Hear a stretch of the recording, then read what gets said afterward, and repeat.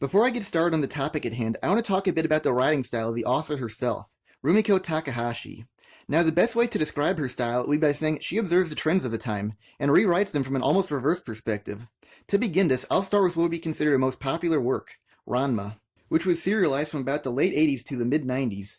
Now, one of the most prevalent trends of the mid to late 80s were testosterone-fueled shonen battle series starring a hyper-masculine martial artist, who basically treats his style of combat like a religious order.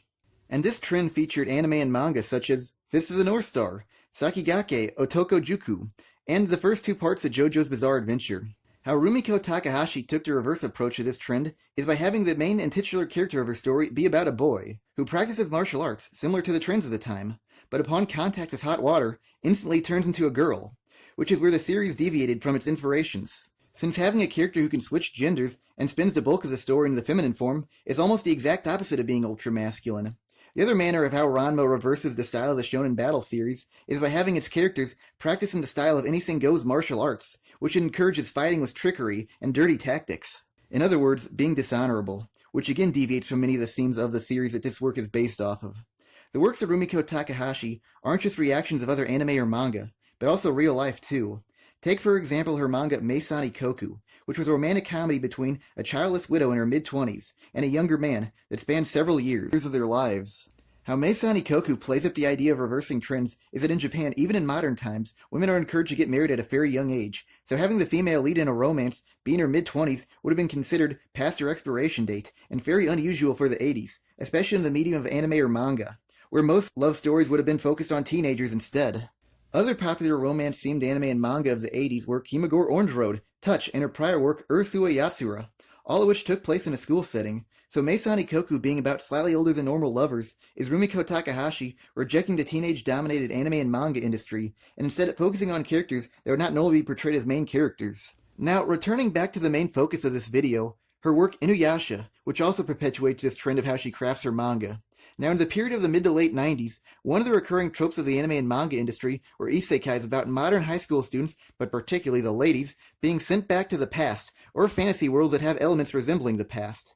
Two of these examples include Escaflowne and the manga Red River. And in both of these stories, the high school girl who is sent back in time winds up becoming the muse/love interest to a handsome prince. Whereas in Inuyasha, when Kagome is whisked off to the past, she's anything but adored. Townsfolk are led to believe she's a demon because of her outfit. Actual demons attempt to kill her, and her supposed prince says in the very first episode, "You're right, Kikyo is cuter. Much cuter." And he's only around her because he sees her as a means to an end, to acquire what he desires. So Kagome is not portrayed as a sacred idol like her counterparts from the standard isekais of that era. Now the full title of Inuyasha in Japan is Sengoku Otogizoshi Inuyasha, which roughly translates to Inuyasha, a feudal fairy tale. Now the term fairy tale, coupled with the author's love of playing up the reverse perspective, is quite fitting for a story where instead of a prince waking up sleeping beauty, it's actually beauty waking up the sleeping prince. Now, reversing what was trendy at the time is a recurring theme throughout the story of Inuyasha, but for now I want to talk about how the women of the series were used. To start off, typically in most combat-oriented anime, I find most of the women as characters to be boring and uninteresting. Maybe even more correctly said, as phony, because when it comes down to it, most women of this genre can be pretty much classified into two categories: men with boobs or the fantasies of men. And the problem with this is that they feel more like malleable clay figurines used to conform to whatever the situation calls for, rather than as actual real characters. Admittedly, female characters like these can be amusing, but that's just because of what they are rather than who they are. With the female characters from Inuyasha, they transcend just being character archetypes, to the point that I want to say they feel like the most accurate portrayal of real women from any anime or manga series. Now in most anime, the emotions and reactions of women just come across as being gimmicky or unfounded. Whereas Kagome from Inuyasha, one of the times that she was most emotionally hurt from him was the result of being told, "I don't need you," and him forcing her back to her own time period. In real life, rejecting a woman and telling her you don't need her actually hurts their feelings, so it makes her all the more legitimate of a character. Also, many of her insignificant mannerisms supplement the believability of her being a realistically written female character. Like one of her fantasies was Inuyasha praising her for her own cooking. Or when she returns from the future to the past, she always brings toys and candy to the youngest member of their group, Shippo. Sometimes she even lets him sleep alongside her, which is behavior that would be considered motherly or something you would come to expect from an elder sister, which she also happens to be. And with her fantasy I previously mentioned, those are actions that would be fitting for the role of a traditional wife or a girlfriend. Moving on, the next Inuyasha woman that does an excellent job of representing the nature and characteristics of many women is Kagra. One phrase I brought up earlier to talk about many women in anime that are involved in combat was that they come across as being more like men with boobs. The reason why I say that is because the vast majority of roles like that could be gender swapped, and essentially, nothing in the story would have played out all that differently, or have to be entirely rewritten to make sense. Usually the only exception might be is if they have a love interest. But with the women of Inuyasha, they can't be gender swapped without having to make major alterations to the story. Like, could a man help an outcast like Inuyasha integrate back into society in the way that a woman like Kagome could have? Or even Kikyo, whose desire was to rid the world of the Shikon Jewel, so she could live the life of a normal woman. Now, if a priest renounced his vows, would it carry the same effect as if it happened to a priestess? Because his relationship with others wouldn't be all that radically different from the way it was before. Whereas if Kikyo became a normal woman, she could potentially become a mother, and that would actually physically change her body, and definitely change her relationship with others. Before I digress too far, I'm going to return back to whom I originally mentioned, Kagura. In her design, she's one of the few major characters to wear makeup. Two objects she utilizes in battle are her hairpin that can be transformed and used to fly around upon. And the weapon she uses to manipulate the wind is a fan, which is an item commonly associated with women from early Japan for the purpose of concealing their faces. And to top it all off, Kagura sports a kimono that's usually worn by female dancers, which is a profession to entice men. So every element to Kagura's character design helps her appear as being feminine, but on top of that, all the exact same elements make her come off as being seductive, which is another trait commonly associated with what is considered feminine, and typically used by women to manipulate men, which is why her outfit being that of a dancer's, a profession used to entice men, makes her such a coherently thought-out character. When you think about it, much of what she does throughout her time in the story is seduce/manipulate others. Like she tried to use Shishomaru to eliminate Naraku. And it's even incorporated into how she fights. For example, one of her techniques is called Dance of the Dead, and in this attack, she has deceased soldiers fight on her behalf. So it's almost like a real-world scenario of an attractive woman using her beauty to have men do her dirty work for her. Now, one might try to make the argument against this by saying that in the story, male characters like Naraku also manipulate others too. But one of the key differences between these two characters is who they manipulate. Naraku manipulates everyone, both men and women, whereas Kagura pretty much exclusively focuses on men, like a siren would. What also works well with how Kagura does battle is that she actually fights like a woman of her build would have to, by not solely relying on brute strengths, unlike many other combat anime that feature busty, high-heeled women fight no differently than Hercules would. So, all in all, Kagura is a very coherently written character, in both body and mind, or in other words, who she is matches what she does. And because the elements like this present in Inuyasha is why I would say the women of the series feel authentic, not like many other series, where the women feel like men, with the statures and proportions of females. Another area where this series was absolutely fantastic was at capturing the relationship between characters, and I'll start off by breaking down the relationship of the titular character and his elder half-brother Shishomaru. But before I get into that, I want to bring up a coincidence I've noticed amongst most Inuyasha fans, which is that the majority of them happen to be younger siblings, but particularly younger brothers. And I think this is because Rumiko Takahashi perfectly captured the essence of what is a younger brother through the character of Inuyasha. For example, Inuyasha himself is already a physically strong character, but he cannot even compete against the might of his elder brother. And that doesn't only apply to just brute strengths, but also speed, intelligence, and refinement, mostly pertaining to skill with the sword. And if you're a younger sibling, you may have experienced something along these lines, whether it be an elder sibling being physically stronger due to being born first, or just from the fact that they're the older sibling and are experiencing things and events that you would be considered too young for. So because Inuyasha is far behind and even somewhat inferior to his older brother, makes him a very relatable character to people who are younger siblings, and that can attest to my observation of why many Inuyasha fans are younger siblings. Another aspect of why Inuyasha's relationship with Shishomaru was well thought out is through the fact that they are half-brothers, born from different mothers. And how this works well with the series is that Shishomaru sees Inuyasha more as an acquaintance, rather than as a younger brother. And usually in real life, half-siblings born from different mothers are distant from each other, more so than ones born from the same mother. More than just Inuyasha's relationships with individual characters are explored in the series too, but also with the world itself. For example, since Inuyasha is a half-demon, he's an outcast of both human and demon societies. The only real connections he had prior to meeting Kikyo were a select number of his father's vassals. And because of this, Inuyasha had a clearly established place in the world, one on the outskirts. I could go on explaining how well thought out their relationships within the series were, but so this won't run on for too long, I'll briefly name them instead. Mother and son, mother and daughter, elder sister and younger brother, and finally a young boy into whom he idolizes. But before I move on, I want to draw attention to one of the relationships of the series that typically flies under the radar of even some of the most hardcore fans, which is between Inuyasha and his deceased father. Now, most people would say, how can Inuyasha have a relationship with a person who died when he was an infant? Well, let me explain this. If you grew up with a deceased parent, or just even one that was significantly older, you would understand that Rumiko Takahashi perfectly nailed the events surrounding a situation like this. For example, Inuyasha knew almost nothing about his father, except that he was a powerful demon. And if you grew up in a similar situation like the ones I just previously mentioned, you would have experienced the feeling of knowing what your parent was, but not who they actually were. If you were born into a family with multiple siblings and happen to be on the younger end of the birth order, one observation you might have known is that the elder siblings can have an entirely different relationship with the parents than if you're the younger sibling.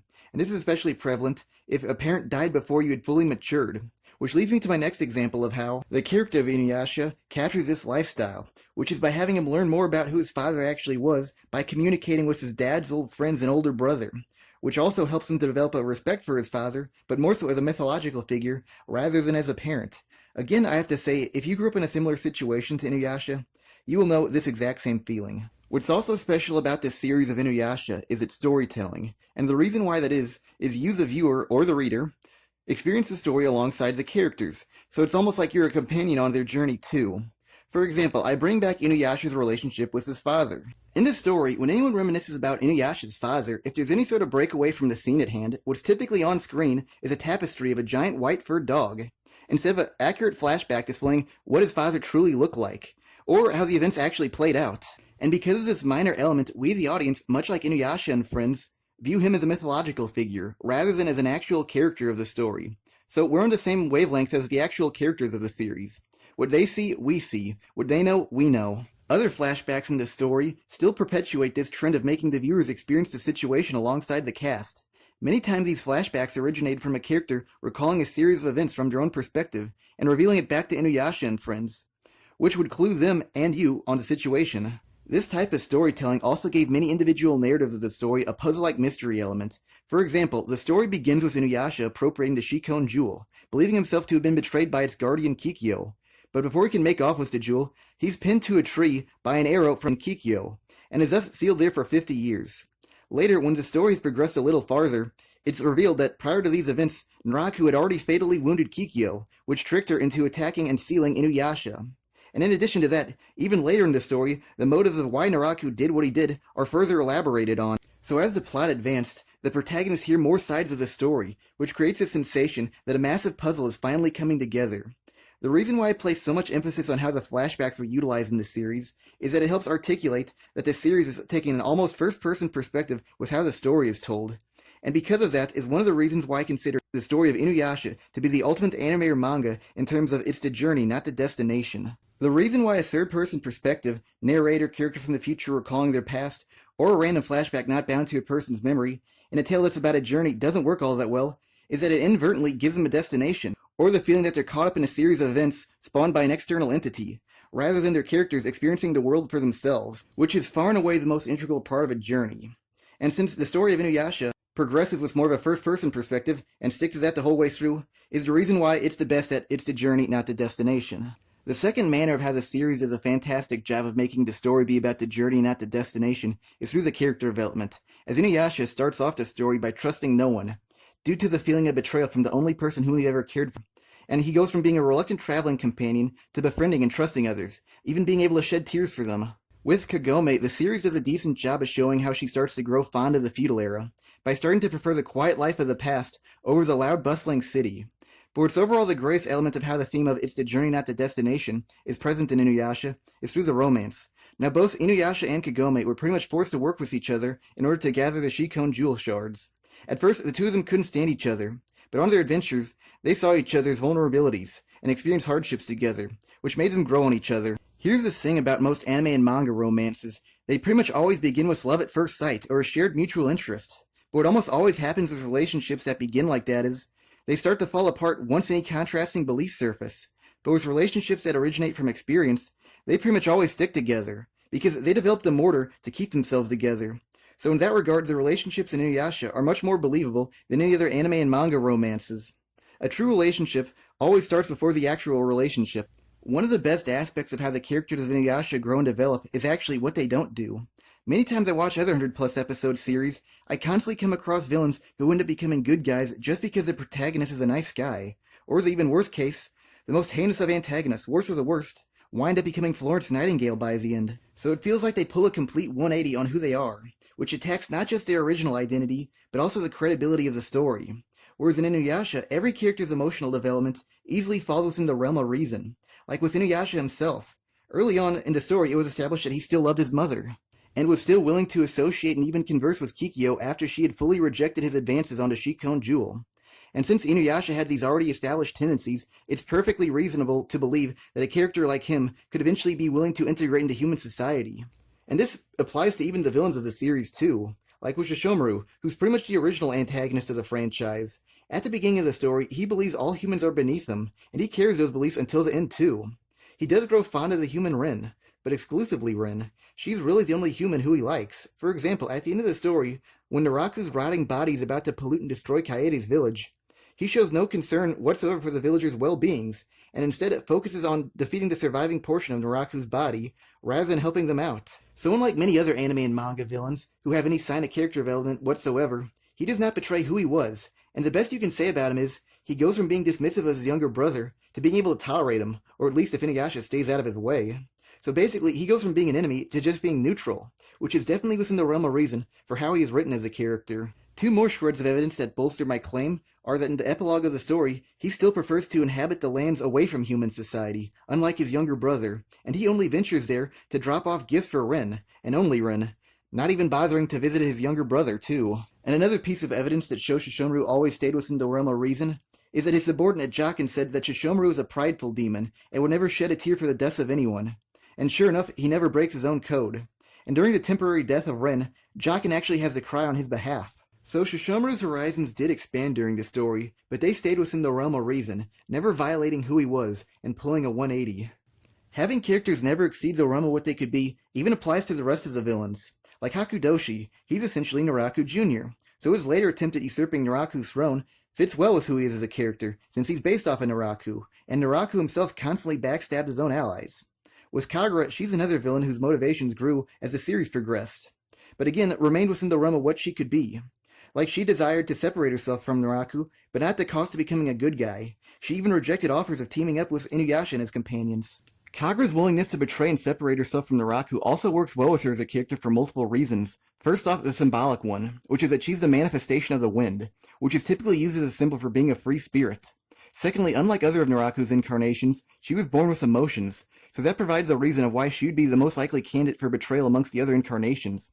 And finally, she possesses some of the same characteristics as Naraku himself, who desires personal freedom and to bend others to his will, so it's natural that Kagura would possess a similar desire to him.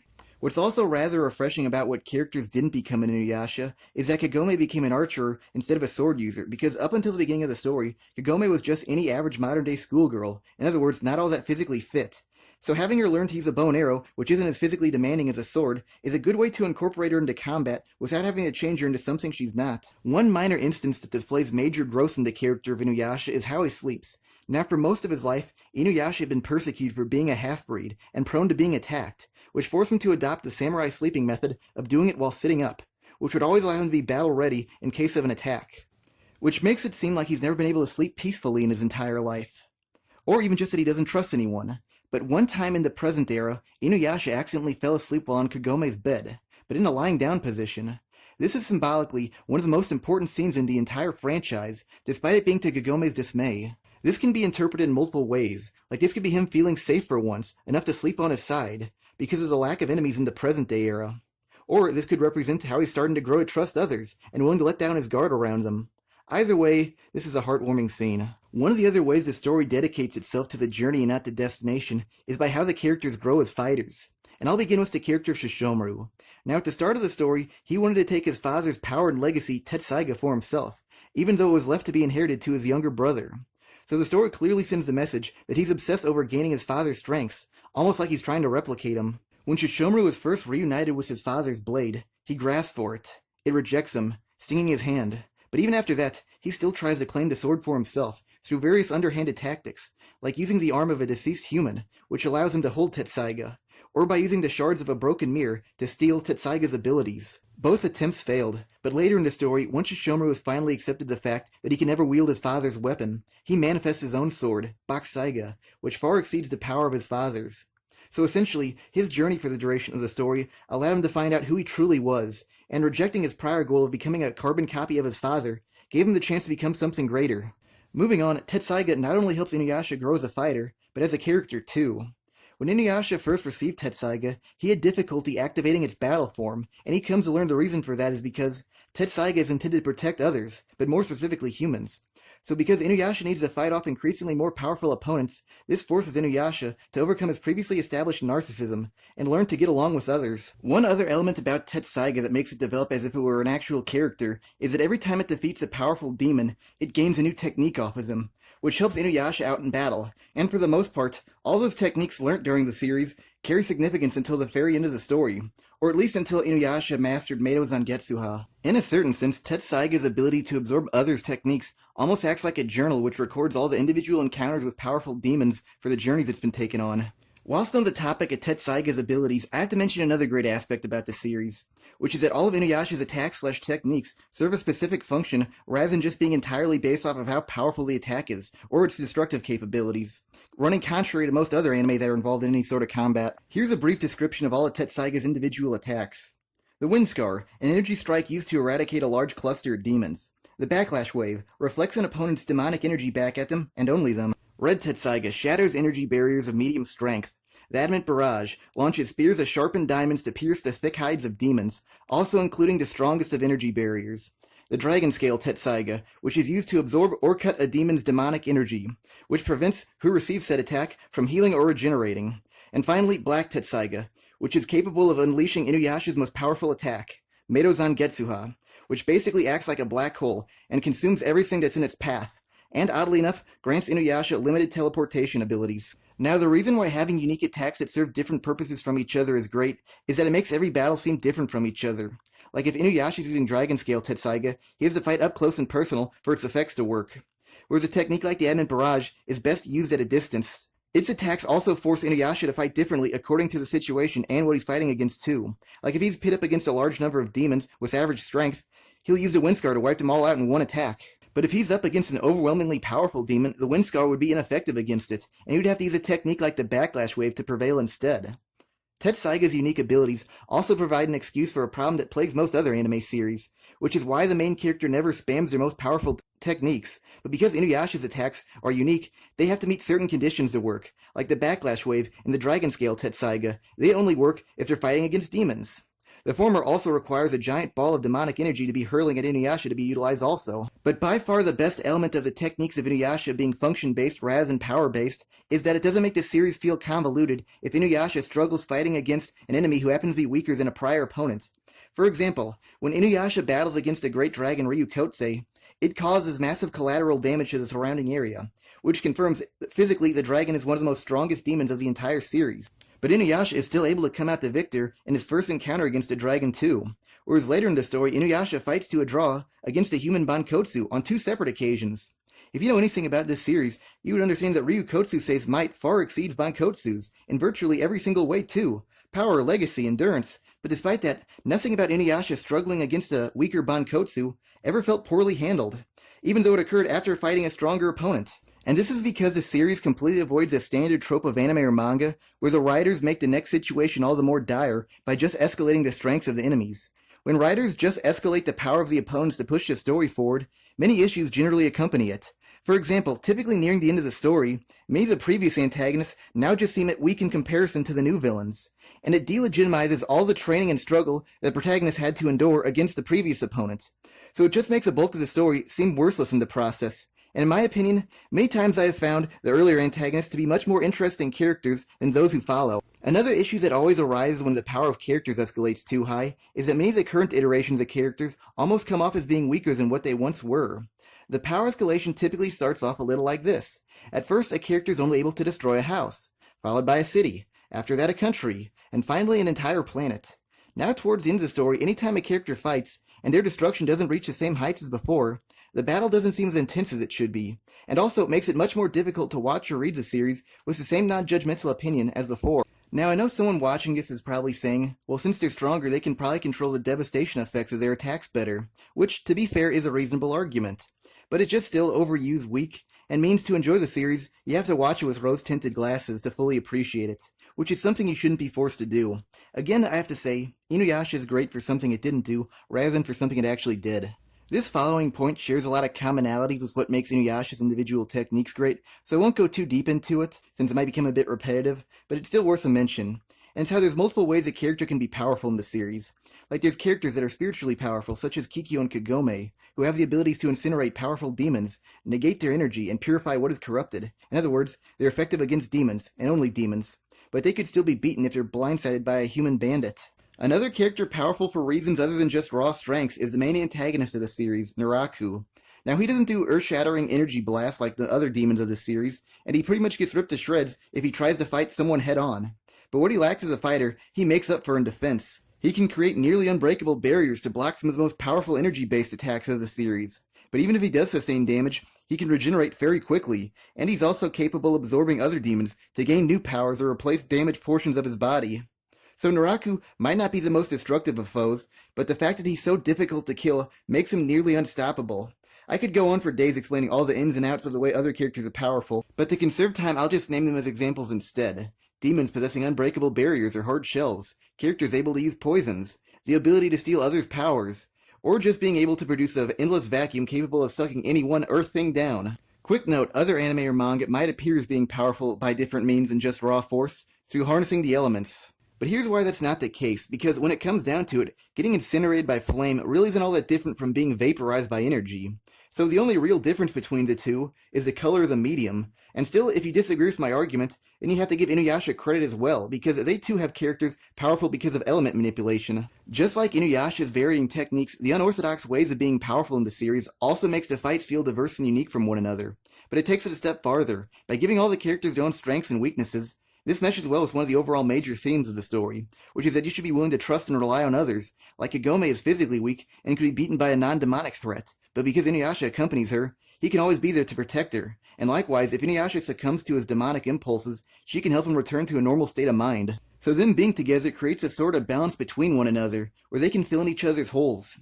One other element of what makes the strengths of characters not being solely based off of brute force great is that characters never have to be pushed beyond the scope of reason.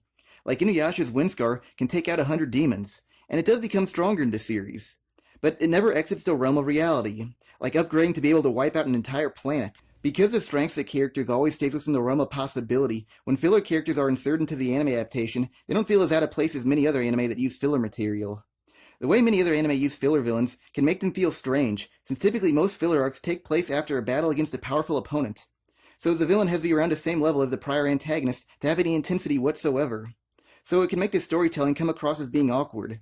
But since the power scaling of Inuyasha characters isn't directly related to strength, the story can be a lot more welcoming to filler characters. Now, the reason why I've given so much attention to filler content is that one of the series' biggest criticisms is how much filler is present in the anime adaptation, but I actually hold a contrasting view to the general consensus, and believe the filler actually enhances the world and reinforces the already existing themes. I would also go so far to say that many criticisms of filler material in general, the series of Inuyasha counteracts what's considered negative about it.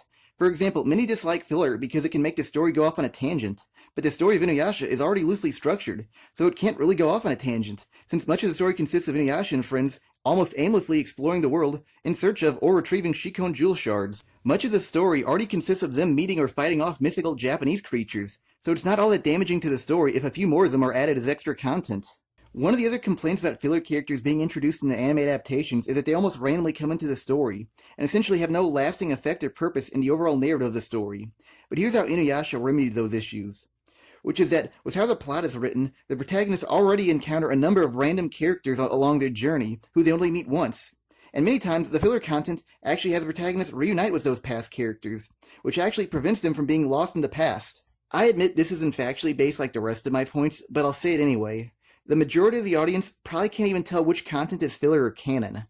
And the people who criticize the series for using filler too much would probably misinterpret canon material for filler quite frequently, unless they're given prior knowledge that filler content is used. With the series' more powerful characters who are typically demons, they usually have their own domains far away from human society, where much of the story of Inuyasha occurs. So if the main characters are looking for a powerful demon, they usually have to go out of their way to find them. For example, when Inuyasha first encountered Ryukotse, the dragon was sealed to a cliffside, and was only awakened by Naraku once Inuyasha had arrived. And the same goes for the non-canon demon ogre, who had also been sealed away, and was similarly resurrected due to outside intervention also. So the fact that these two characters aren't all that different in nature shouldn't be held against a series just because one's canon and one's filler. Since these two creatures are similar in nature and were ended by the exact same technique, one may say filler could make this series repetitive. Two things about that though. They had entirely different lead-ins. The demon ogre possessed a human who desired its power, and Ryukotsusei was a stepstool for Inuyasha to master a new technique and to adjust to his recently fixed Tetsaiga. And on the topic of their fates, this is actually the anime's writer throwing the fans a bone, because the backlash wave is rarely ever used due to the strict conditions to perform it. So instead of it being repetitive, it's more so using an underutilized technique. Continuing off the complaint that filler characters and events usually have one appearance in an anime adaptation, is that many filler characters in Inuyasha actually have quite a few recurring appearances throughout the story, such as the female counterpart to Koga, Ayame, who later married him in a filler segment in the final episode of Inuyasha the Final Act. Personally, I felt Ayame was a welcome addition to the franchise, since in the manga, Koga eventually faded away once he lost his Shikon jewel shards and was rejected by Kagome. So Ayame's inclusion into the story gave Koga somewhat of a happy ending in the finale. This following fact should be taken with a grain of salt since I couldn't independently verify if it's true, but there have been rumors spread around the fandom that Rumiko Takahashi herself was actually a big fan of the character Ayame. So if the author actually enjoyed some of the filler content, that can't mean that the writer behind the anime adaptation did all that bad of a job. One of the methods of how the minds behind the anime came up with filler content was by expanding upon characters that served minor roles or just even referenced but never seen in the manga, like was the character of Ayame's grandfather. He was present in the manga, but served a minor purpose, by only warning Koga that he himself and other members of the Wolf Demon tribe were under attack by a zombie-like monster. But in an anime-exclusive scene, he was introduced much earlier in the story, along with his fan-favorite granddaughter. And because of this early introduction, this made his first canonical appearance all the more impactful, since we saw a character who we already knew injured, rather than some random one-off role. Another example of filler content exploring deeper into existing characters was through the demon horse Entei. Now, Entei is 100% canon, but the anime further explored the mindset of the horse. In the manga, after Entei's seal was unbroken, it immediately traveled to who it considered to be the most optimal owner, which happened to be Hakudoshi. Whereas in the anime, Entei flew to its original master, Rengokuki, only later for Hakudoshi to arrive and best its former master, which caused the horse to now side with the more powerful Hakudoshi. So the anime's filler scenes gave deeper insight into Entei, which better fleshed out its personality and for who it is as a character. It also provided a better explanation for why the horse specifically chose Hakudoshi as its master.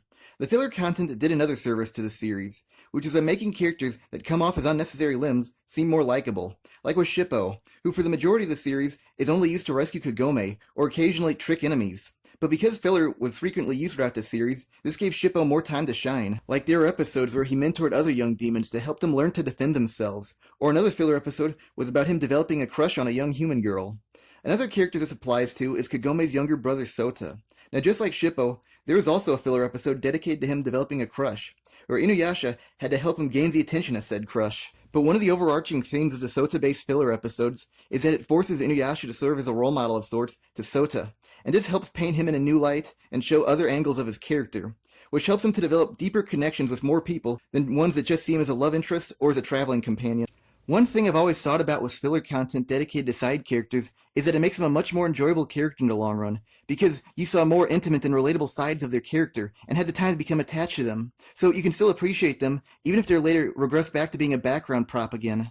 Lastly, why I believe filler works in harmony with many of the themes behind the series is because this is a tale of how a man can go from pretty much wanting nothing to do with others to fighting and shedding tears for them. And this filler gives Inuyasha the essential time necessary to bond with others. Earlier I said what helps people grow closer together is spending time with each other, seeing each other's vulnerabilities, and overcoming hardships together. And much of the filler does just that. Now that the filler's out of the way, I can return back to the main topics of this video, continuing with how the series deals with the strengths of its characters. Now most other anime or manga would increase their characters' strengths through simple training, or just by saying that they're now 10 times stronger than before. Whereas the series of Inuyasha takes a radically different approach to how its characters improve as fighters, which is actually kind of a bit ironic, as it's very similar to how people improve in real life. To give a real-world example of improving in combat, I'll use archery as an example, since the bow and arrow play a significant role in the series. Let's say you practice with a bow and arrow 100 times a day, for a year straight. How would you improve? Your aim can become more accurate. The intervals between reloading and taking aim can decrease in time, or being able to slightly move around while taking aim. But what won't improve, no matter how much training takes place, is the amount of damage caused from the arrow. The lone exception being a heavy-duty bow that requires more muscle, and maybe the practice itself can help build up strength to draw the arrow back even farther. But even then, it's not like the bow can ever take down a tree. So even then it had its limits. And much of this idea is very applicable to how Inuyasha improved with his Tetsaiga, like with the Wind Scar. When Inuyasha first learned the technique, it required full concentration, and he had to focus directly where his and his opponent's energies clashed. But during his battle with Ryu Kotsuse, he became more comfortable with the technique, and no longer had to devote his full attention to perform the attack. Now yes, the Wind Scar did eventually become more powerful, since it was able to fully overpower Kagura's Dance of Blades, which earlier could neutralize the Wind Scar, but the technique itself never exceeded its own capabilities. Like, it never went from being able to destroy 100 demons to 100,000. The other way Inuyasha trained and improved his own techniques is by refining and personalizing them in a way that would work better with who he is as a fighter. His Dragon Scale Tetsaiga's initial purpose was to suck the life out of demons, but him being a half-breed wasn't able to withstand all the excess demonic energy, so he altered the technique in a way that wouldn't cause as much self-inflicted damage, which instead severed demonic energy, preventing them from healing, rather than endlessly absorbing their strength. Another instance of Inuyasha improving himself by refining his own techniques was his final and most powerful attack, Medo Zangetsuha. Now this technique originated from the demon Shishinki, and Tetsaiga acquired this ability when Shishinki clashed against Inuyasha's father, who managed to steal the technique off of him. And how Shishinki utilized this ability was essentially throwing an energy ball out of his staff, which would eventually turn into a black hole and consume whatever surrounded it. But later, Inuyasha evolved this technique into a blade-like slash, which gave him the ability to direct its flight path, how far it could go, and even control who or what it consumes. And his mastery of this technique is a greater statement that Inuyasha has done what neither his father nor the creator of this technique could do, which is control this unstable attack. This again proves that characters can be powerful in different ways. Like, Inuyasha might not possess the same physical prowess of his dad, but the fact he mastered Medo Zangetsuha shows that he has surpassed him by controlling what his father couldn't. The technique Medo Zangetsuha shows another way of how raw power doesn't necessarily mean that its user is the strongest, which is when Shishomaru fought against Shishinki. The both of them used Medo Zangetsuha on each other, except Shishomaru's attack was much larger, meaning he possessed more demonic energy. But despite that, Shishinki's smaller but more controlled attack consumed Shishomaru's, which again reinforces the concept that being physically stronger doesn't necessarily equate to being the better fighter. One line that was said when Inuyasha was trying to master Dragon Scale Tetsaiga was that since Inuyasha's father was a powerful demon, he could handle absorbing massive amounts of demonic energy, but since Inuyasha is a half-breed, he would have to incorporate the attack into his fighting style in a different manner. I don't think this idea applies to just Inuyasha and his father, but how the series itself had to diverge from what was popular amongst the other airing anime at the time. So Inuyasha having to master his technique in a different way than his father is a greater statement that the series itself isn't just going to copy what other anime series did, and instead be its own entity. If you're like me and grew up in the West watching anime airing in the early 2000s, you might have noticed that many of their lead protagonists can be described a little like this. They can eat a lot. Not only can they befriend their enemies, they can convert them to the side of good too. But most importantly, they all share an obsession with fighting, and want to test themselves against the best. But with Inuyasha, he really doesn't possess any of those traits. Now yes, at times he's willing to use violence as a means to an end, but he doesn't perceive it as a fun game. Like, he's only pursuing Naraku because if he doesn't act, Naraku will go after him, people he cares for, and commit other atrocities. So, it's imperative that Inuyasha goes after him. And that mentality is what separates Inuyasha from the other protagonists of the time. Since Inuyasha isn't the typical protagonist who takes pleasure in fighting, he does it in a much more different style. One is more genuine, like he's actually fighting to win, kill or be killed style.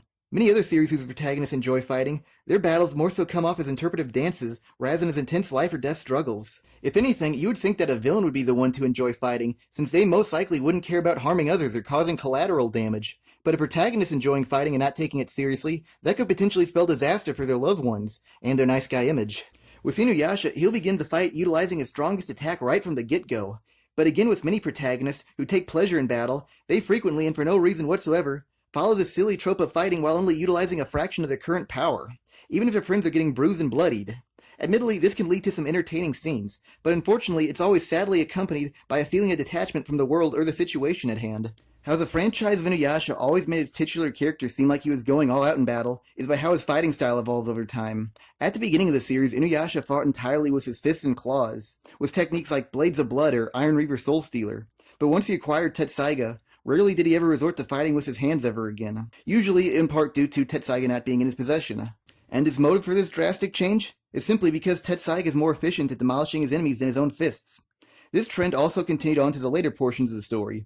Like, once he learned both the Wind Scar and the Backlash Wave, he would use them at the earliest opportunity possible. And after that, when he mastered Medo Zangetsuha, he almost exclusively used it for the rest of the duration of the story.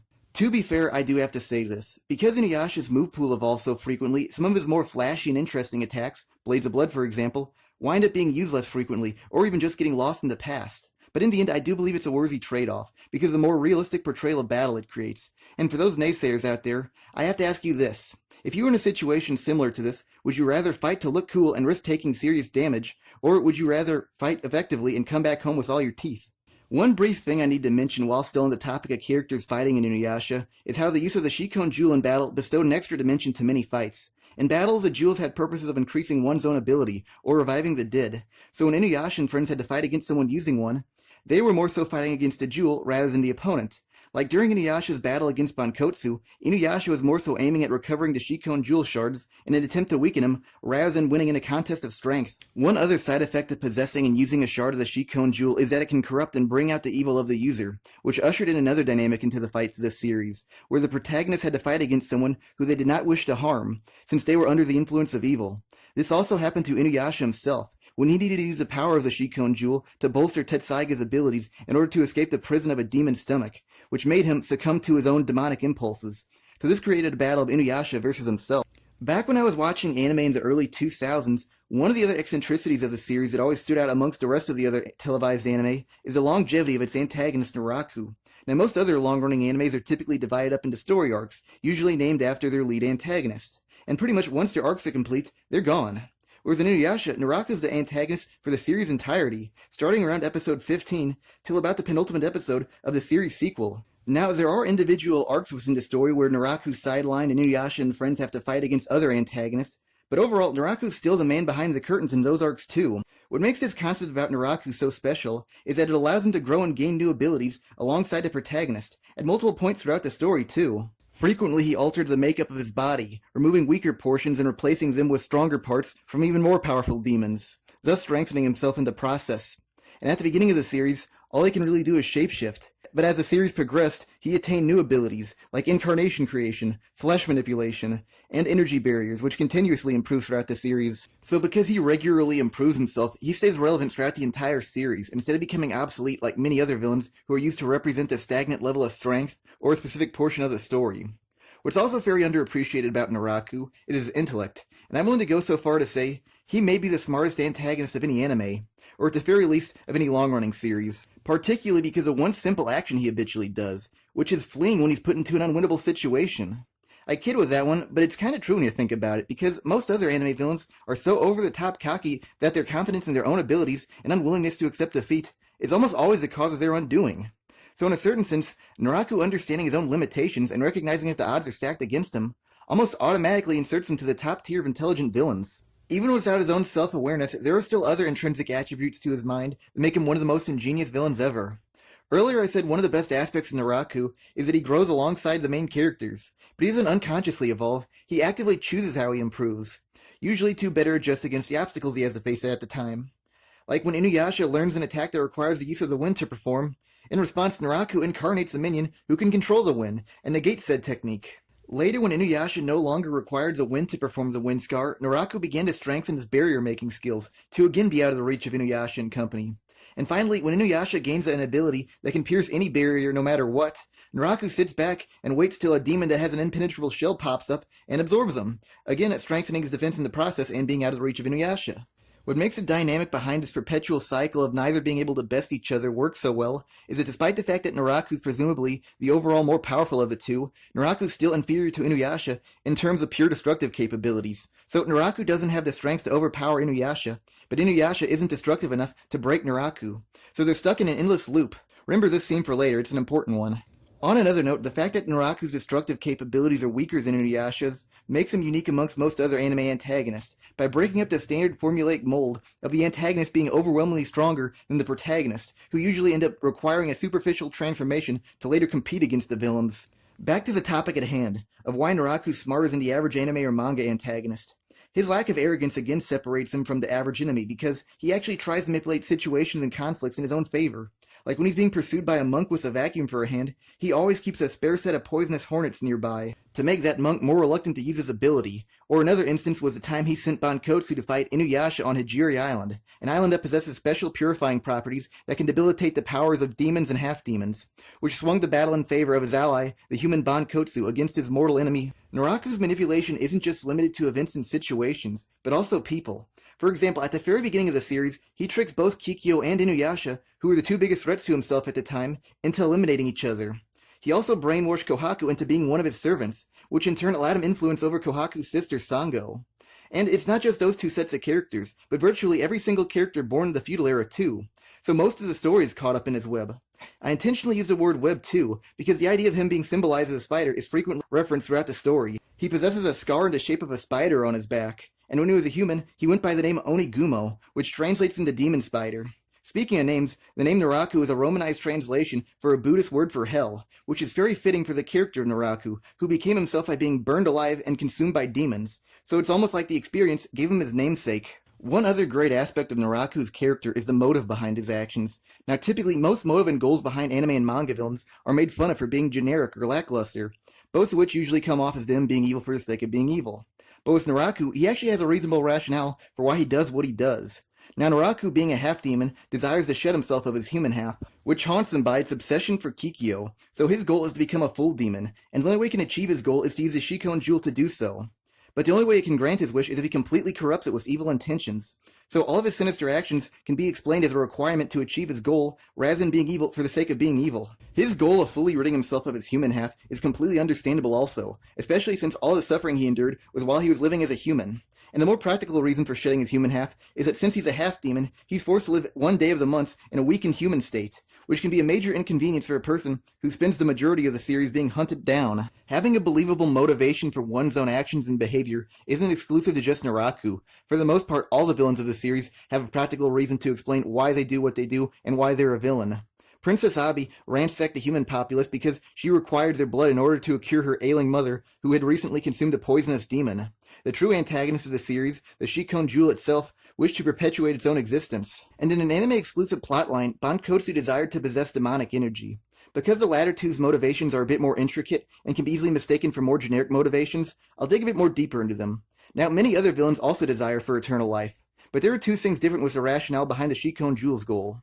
First off, the jewel itself is about to cease to exist, so the fact it's close to dying makes its wish more justifiable. And secondly, the jewel lives in an entirely different manner than most who long for eternal life, by existing off the conflict between good and evil. But more specifically, the ongoing battle taking place inside itself between the priestess Midoriko and the endless stream of demons. And how it plans to extend its own existence is by having Kagome replace Midoriko and Naraku the demons, so its desire to continue its own existence isn't out of a fear of death, but more so to perpetuate an endless loop of where neither good nor evil can overcome each other. Similar to the microcosm how neither Inuyasha nor Naraku can defeat each other. The Shikon Jewel's wish also explains another plot point of the series, of why Naraku was never able to eliminate Kagome, which was because he was under the influence of the jewel itself, and it restricted him from taking her out, because it had future plans for her. Moving on to Bankotsu. To attain the demonic power he so desired, he had to make and fulfill a contract, which involved him personally taking the lives of 1,000 demons and 1,000 humans, and after that he would be granted that strength. Now, many times I found characters lusting for power to be a cliché, because usually those exact same characters are already some of the most overpowered characters from the retrospective series. But the reason why it works specifically for Bankotsu is that he's a normal human, albeit a powerful one, but in a world of even more powerful demons. And considering the fact that in his first life he was brought down by a flurry of arrows from a group of soldiers that ganged up on him, it's perfectly understandable why even before that he would desire such power, since it could protect him from the outcome of what later happened to him. Besides his coherent motivation, he's an excellent character for another reason, which is he was a near mirror image of Inuyasha. Both of them were resurrected from a supposedly endless sleep. Similar physical strengths, both use giant swords. Similar personalities, and they're both loyal to their traveling companions. Now, Inuyasha encountered many other characters during his journey that held various parallels to himself also, but the difference between Bankotsu and the rest of them was that Bankotsu could stand eye to eye with Inuyasha and was capable of fighting on par with him, possessing just as much of a fiery temper, whereas most other parallels of Inuyasha were timid half-demons, resembling his younger self's personality. But through meeting him, they were eventually able to stand on their own 2 feet because he inspired them. So in other words, they were on good terms with Inuyasha, while Bankotsu was an enemy. So it's almost like Inuyasha was fighting against another version of himself. Despite these two characters being similar in nature, their reasons for fighting were exact opposites of each other. Bankotsu was a human trying to gain the power of a demon, whereas Inuyasha was a half-demon who aligned himself with humans. So Bankotsu was something that was inherently good, that was trying to become evil, while Inuyasha is something that is considered evil, trying to become good. Earlier in this arc was one of the first times in the entire story where Inuyasha came to the realization of how important his friends were to him, which was the result of them nearly dying from the poisons of Mukotsu. Why this information is so necessary is that it shows how far Inuyasha has progressed from what he once was. And how this all ties back to Bankotsu is that Inuyasha, before he met his friends, his original wish to the Shikon Jewel was to become a full demon, which resembled Bankotsu's goal. So Inuyasha's battle with Bankotsu isn't just him fighting a parallel version of himself, but what he would have been if he never met his friends. Moving on, I want to talk a bit about the organization that Bankotsu led, the Band of Seven. While viewing the Band of Seven arc, one might gloss over the idea that each member represents one of the seven deadly sins. And what I have to say about this is, the series of Inuyasha is one of the very few sources of any media, even including Western, to have correctly used the sin of lust. Now, most media who try to incorporate the seven deadly sins into their stories commonly have the sin of lust represented by an attractive woman. But here's the thing, lust means being a pervert, not being beautiful, and if anything, an attractive woman would probably be more aligned with the sin of pride instead. But here's who in the Band of Seven represents lust. A gay crossdresser who's infatuated with Inuyasha and borderline every single man in this series, and fights with a chain-like sword that's intended purpose is to entrap others. So just about every element of his character is overflowing with lust. To set the record straight, I understand that an attractive woman can be the object of desire. But if they're taking the route of what brings out one's own sins, then they should have a gold coin represent greed, or a talking hamburger represent gluttony. Or at least that's what they should do if they're trying to stay consistent. One personal issue I've always had with most art forms that utilize the concept of the seven deadly sins is that they usually lack any sort of subtlety whatsoever, which always comes off as being too in your face. Examples include naming the series after them, or naming specific characters after each individual sin. I'm not necessarily against the idea of a series being upfront with their themes, but in my opinion, I've always found subtle themes that require more reflection to be more rewarding in the long run, especially if they're centered around ones that are frequently used, like the seven deadly sins. Many times I've found that if a character is directly linked to a specific theme, they start to become one-dimensional, and that's why I'm not always too keen on incorporating the seven deadly sins into many art forms, because if a character is meant to exhibit a certain sin, they're pretty much restricted to only their sin, which makes them feel more like roles rather than as actual characters. Whereas since the Band of Seven was loosely based off of the seven deadly sins, they could expand into other areas. Chikotsu was clearly supposed to represent lust in the Band of Seven, but he's not the only one in the group to exhibit traits of lust. Like Mukotsu, he was also a pervert and wanted to marry Kagome, which could definitely be considered lust. So because the seven deadly sins are malleable within the Band of Seven, they can be more than just their sin. One of the ideas I floated around earlier was that this was a story of Inuyasha and companions experiencing the world, or at least the country of Japan, for themselves. And what supplements this is the world's unforgettable locations and iconic landmarks set between two time periods. Now, one of the many issues facing the current era of anime and manga is the lack of emphasis on the story's environment. Many times you can sum up their locations with traitless generic titles like Ruined City, Forest, or Tournament Ring stolen from Dragon Ball, which fail to make a series universe feel like a fully functioning, living, breathing world, different from any other. Whereas the series of Inuyasha went so in-depth with the setting, it creates a feeling that there's more to the world than just its main characters, which in turn makes the franchise very easy to become immersed in.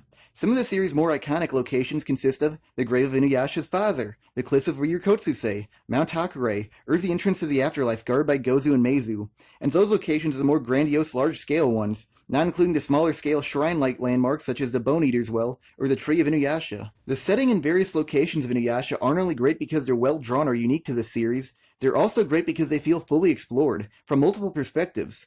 Now, many times in other series, a well-drawn location ends up being nothing more than just a backdrop, but Rumiko Takahashi and the studio behind the anime went the extra mile to flesh out the environment. For example, the grave of Inuyasha's father. When first introduced into the series, it was shown off in the distance, surrounded by protruding rocks and mountains. Then after Bosch, Shomaru, and the team of Inuyasha and Kagome venture into the ribcage of the brother's deceased father, only to find the skulls of many demons, and a pedestal that houses the dormant Tetsaiga. And later, once the brothers' reunification has devolved into combat, they end up battling out on their father's shoulder pads. So in this location, you quite literally see all the ins and outs of it. The same can be said for Mount Hakurei also. On the mountain itself, many battles against the Band of Seven took place. And inside the mountain, there are numerous tunnels, one of which was where Inuyasha managed to finish off Bankotsu for good.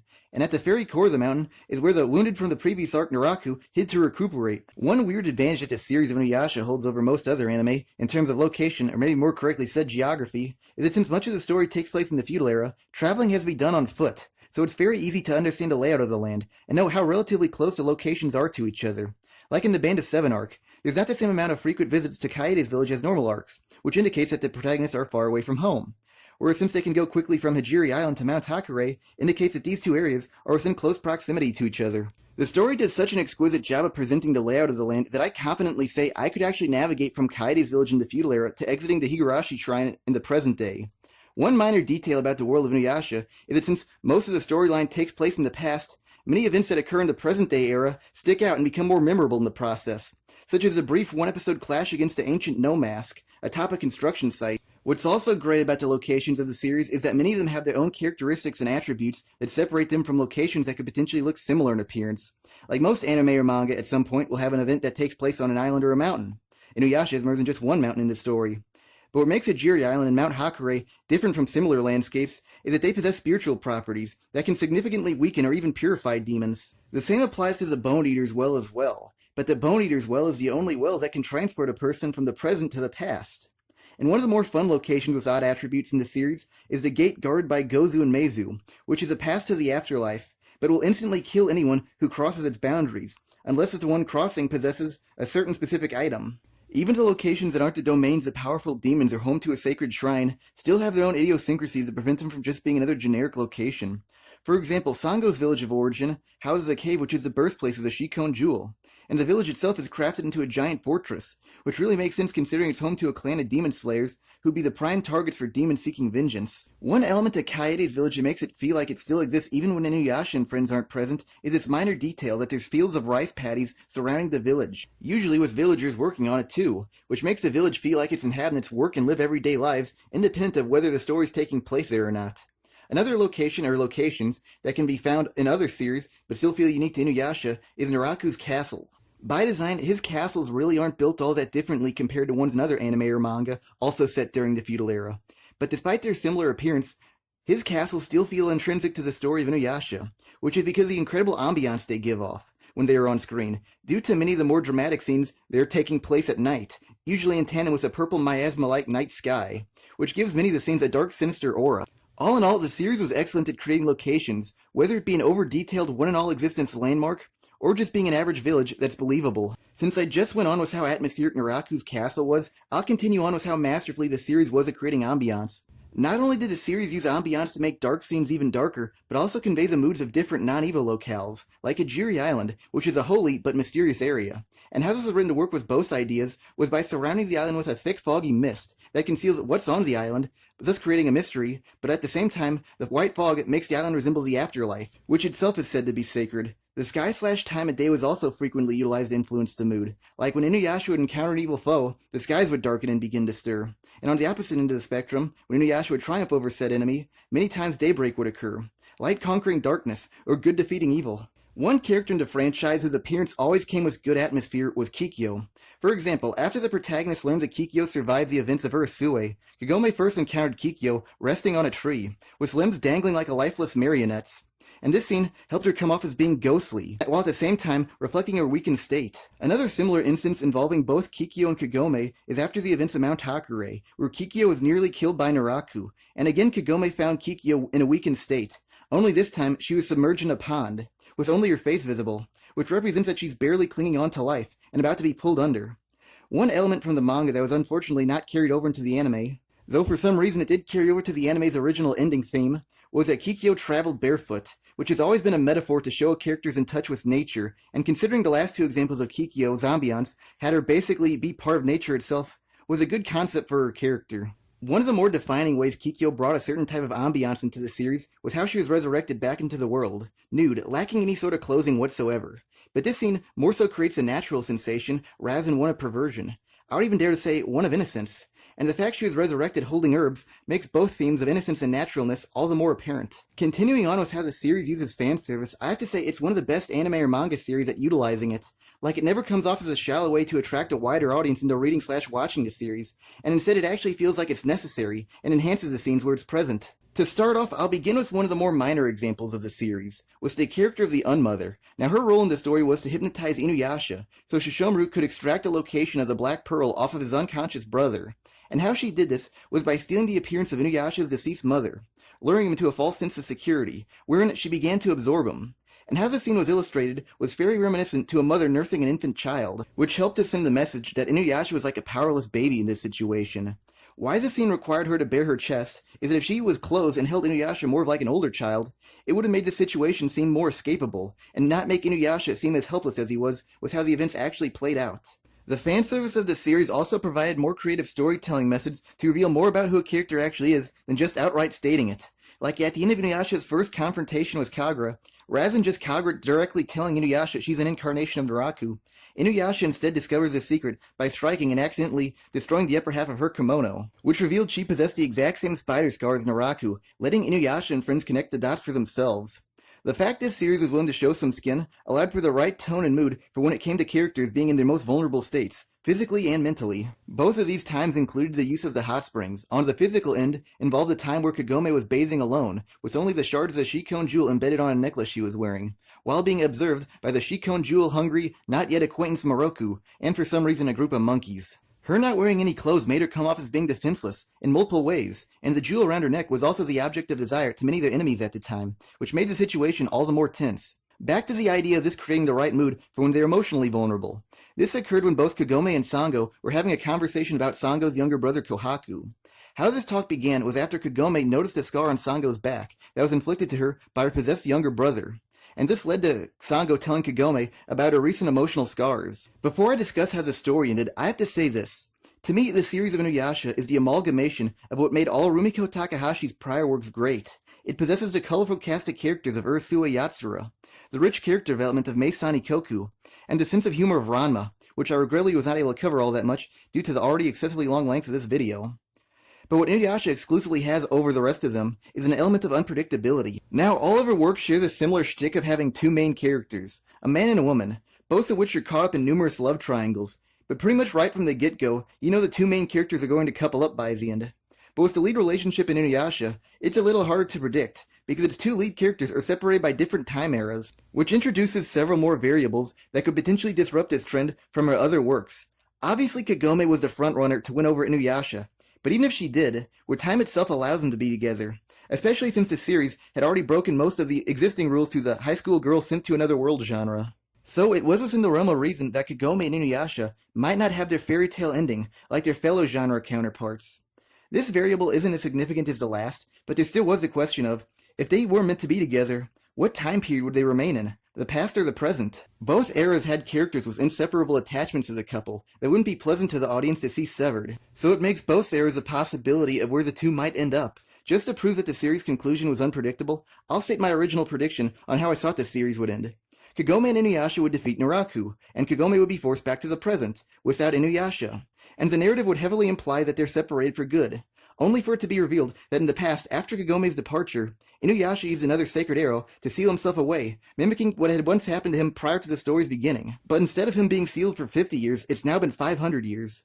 Meanwhile, in the present year, Kagome visits locations she explored during her time in the feudal era, only to find the sealed Inuyasha, in a very reminiscent manner to how she first met him in the very first episode of the series. And promptly, she unseals him, thus reuniting the two, and they live happily ever after. Now that I've stated my original prediction, I'll continue on to how the series actually concluded. Here's how it went. Inuyasha and friends defeat Naraku. The Shikon Jewel is revealed to be the true antagonist of the series, and it takes Kagome inside of itself in order to prolong its own lifespan. Inuyasha pursues them into the core of the Shikon Jewel itself. He reunites with Kagome, and they use the jewel's power to grant themselves a wish that makes the Shikon Jewel disappear from all of existence, which in turn forces Kagome back to the present and sends Inuyasha to the past.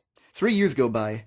Moroku and Sango now have 3 children. Kagome graduates high school, and Inuyasha spent those 3 years in loneliness, occasionally checking on the status of the Bone Eater's well. But one day in the present era, Kagome returns to the well, and she finds that it's active again, and Kagome returns back to the past, deciding to live there with Inuyasha rather than live in the present. After some time has passed, Kagome is in training to become a priestess, and is currently living happily ever after with Inuyasha as they look towards tomorrow. I admit, the ending of Inuyasha can come off as a little bit uneventful and standard, but if you read in between the lines, this ending is far deeper than one might think. Before I get onto that, again I have to mention the idea that one of the elements that makes a series great is by what it doesn't do.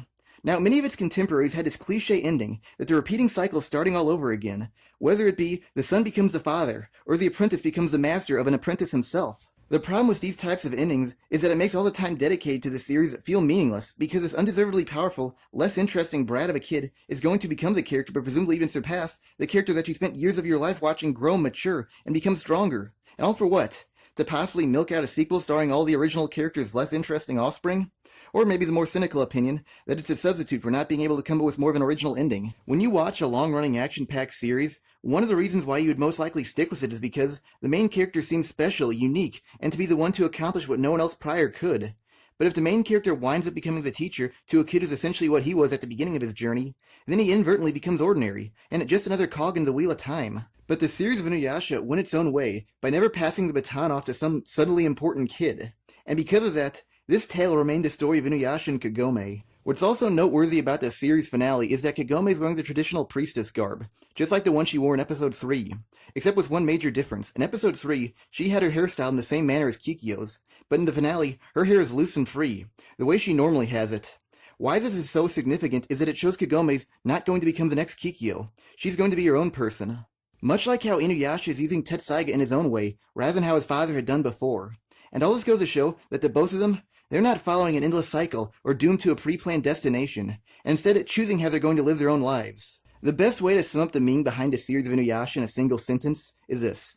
Inuyasha is about breaking cycles, not following them, whether it be the customs of the world the characters live in, or the story itself not obeying the standard formulas of the typical anime or manga, and instead trying to be its own entity. Thanks for watching this video. Hopefully you gained a deeper appreciation for the series by watching this video. I know I sure did by making it. Again, thanks for watching.